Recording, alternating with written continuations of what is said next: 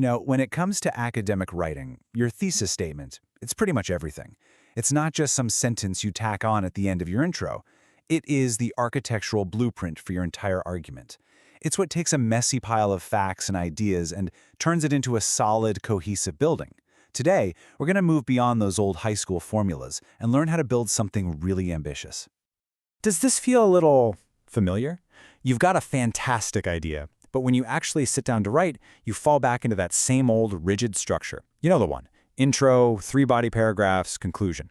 It feels safe, sure, but it also feels kind of stuck. And if you've ever felt like your arguments just can't break out of that box, well, you are in exactly the right place. I mean, this contrast really says it all, doesn't it? On one hand, you've got the high school model. Simple, predictable, stack blocks. It's formulaic, it's safe. But on the other hand, you see what we're really aiming for at a higher level. An organic argument. It's ambitious, it's nuanced, and it's built on logic. Here, paragraphs don't just fill empty slots. They build on each other, creating momentum and driving a real story forward. So let's get right to the heart of it. How do you become the architect of that kind of organic structure? Well, it all starts with the master plan, the one sentence that controls everything else, the thesis. Okay, first things first, let's get a clear definition on the table. What even is a thesis statement? Simply put, it's a short sentence, or maybe two, that lays out your main argument, what you're trying to do, and a hint of the evidence you're going to use to prove it. Think of it as your paper's promise to the reader. I love this idea of the boss sentence. It perfectly shows the hierarchy in your essay. Your thesis is the boss. Every other sentence, every paragraph, every piece of evidence you use has one single job: to serve, prove, or explain that central claim. It's the main beam that everything else hangs from. And if a paragraph isn't directly reporting to the boss, guess what? It doesn't belong in the building. So, a great thesis is doing 3 really critical jobs at once. First, it guides your writing. It keeps you on track and focused. Second, it informs the reader. It tells them exactly where you're going so they're not trying to solve a mystery. And third, it provides structure. It basically creates a natural outline for your paper before you've even written a single body paragraph. Okay, so we know what a thesis does, but how do we build one that's actually, powerful? For that, let's check out a really cool framework called the 3-story thesis. Here's the core idea. A truly sophisticated argument isn't flat. It's got depth. It's built in layers, just like a house. You've got the foundation made of facts, the main structure, which is your analysis, and finally the skylight. That's where you see the implications, where you let the light in and show everyone the bigger picture. So, the first story is the foundation. This is all about the facts. It's where you collect your data, where you describe the situation accurately. This is the what. Now, this is absolutely essential, but here's the trap. This is where so many people stop. A paper that only lives on this floor is just a report, not a real argument. The second story is the structure itself. This is where the real thinking happens. You start comparing things, reasoning through your data, and connecting the dots to form a point that's actually arguable. This is the how and the why. This is where you move beyond just reporting what you found and start interpreting it. And finally, we get to the third story, the skylight. This, my friends, is what separates a good paper from a truly great one. It's where you look up and answer the single most important question in all of writing. So what? What are the implications of your argument? Why does it matter? This is where you connect your analysis to the bigger world. Let's make this real with an example.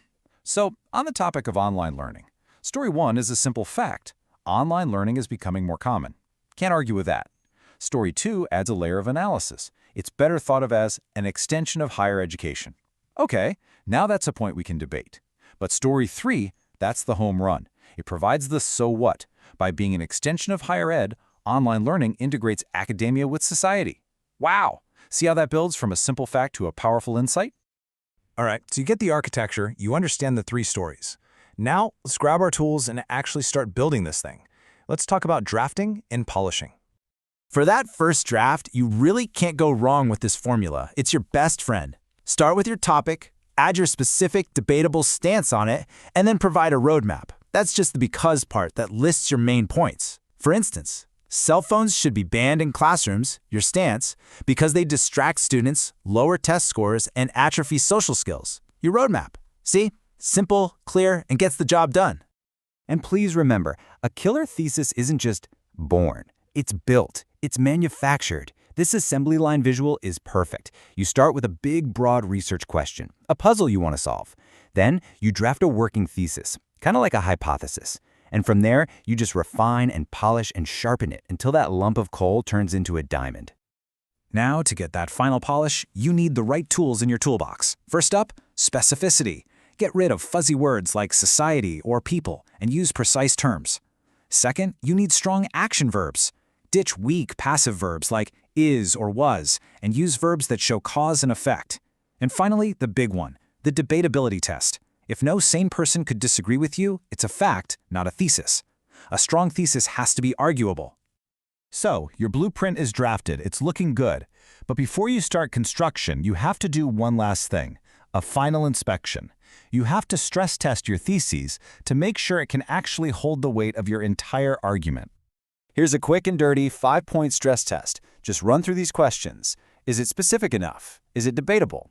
Does it pass that all-important so what test? Does it actually explain a how or why? And finally, is it confident? Get rid of phrases like I think or in my opinion and just state your claim. Let's see this in the wild. Look at the weak social media thesis. It's just a fact dump. Social media is popular but has problems. Yawn. The strong version takes a clear stand and gives you a roadmap. Same for the history one. The weak version just repeats the prompt. But the strong one? It offers a sophisticated interpretation of how and why each side acted as they did. That's the difference. And as you're building, you've got to watch out for these common structural failures. Don't write a mystery novel where you hide your main point until the very end. Avoid the fact dump. That's a report, not an essay. Steer clear of the wishy-washy thesis that tries to agree with everyone. And finally, please, avoid the insult, making some wild claim that you have absolutely no way of proving.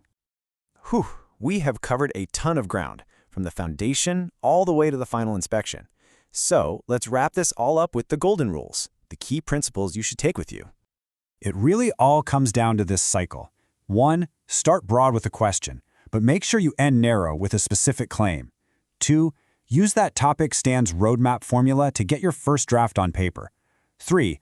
Always aim to build all 3 stories. Push past facts into analysis and then into implications. And 4, maybe the most important rule of all, let it evolve. Your thesis isn't set in stone. It should change as you write and learn more. And that really brings us to our final thought here. This quote from Anne Lamott just captures the spirit of this whole thing perfectly. The goal isn't to write a perfect thesis on your first try. Nobody does that. The goal is to use the process of writing a thesis to figure out what you actually want to say. It's not a destination, it's a tool for discovery. So, what are you going to discover next?